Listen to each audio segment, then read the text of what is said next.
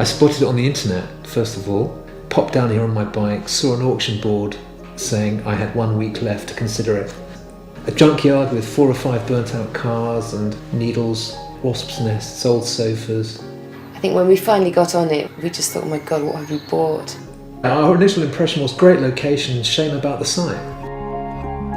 Churchwalk's a wonderful example of high quality development that you can do in really constrained circumstances. If we're going to deliver the number of homes that London needs, it's not just the big sites that are going to do it. We also need to exploit and use every available space in the capital to deliver high quality housing. I think the scheme has been about trying to kind of grab light and views where you can find them. It was seriously overlooked and overshadowed by the building at 45 degrees to it. The challenge of overlooking and being overlooked, we got over because the neighbour is at 45 degrees to our back wall. So we were able to do this thing with geometry. We have a series of triangular rear walls, and these walls are always perpendicular so that no windows look directly onto the neighbours and vice versa. And we get great light on the views, like this one. The other big issue was the proximity of the site to one of our neighbours, and we alleviate that problem by the building stepping right down to be only 2 metres high in that corner. Acting as developers, we wanted to get as much combination as possible, of course. One way of doing that is to ensure that you get 4 stories in where maybe others would get 3. Generally, we've mixed low ceilings and high ceilings.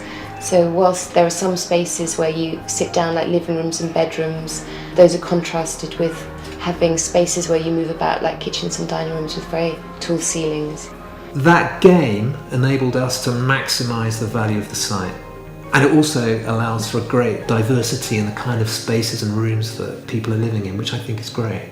I can have a day at home with the children and it's easy. The 3 levels, which are all quite different, makes it really interesting. So we can spend a couple of hours on this floor and then move upstairs, and it's got a completely different feel to it. And then go out onto the roof terrace, spend some time there. The most striking thing is the light. I mean, even on the dullest day, there is just fantastic light in this house.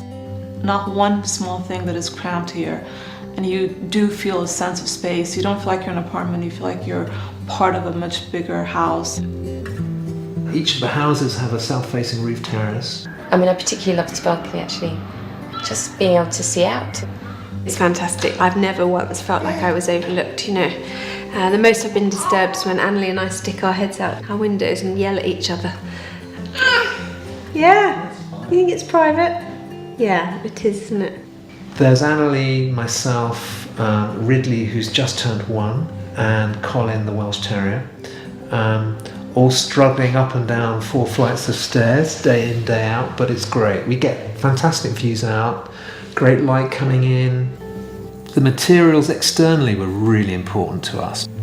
We have light-coloured brick, a white lime mortar, white oiled Siberian larch cladding, wildflower gardens. The metalwork is a anodized bronze finish, which is reflective and sparkly. I also love old Victorian and 18th century London walls, which have flush pointed brickwork with lime mortar, and they look amazing. And I keep wondering why we can't do that. So we did. Our builders were great. I think this is a secret. We've worked with them for over 10 years on lots of projects. So that helps. You have this incredible sense of security as well, so you feel part of the environment, part of the neighborhood, part of the street at the same time, sheltered from it. So it's pretty ingenious. Small, tight sites are where architects can really add value, because we do have the skills to be able to make the most of whatever assets are there.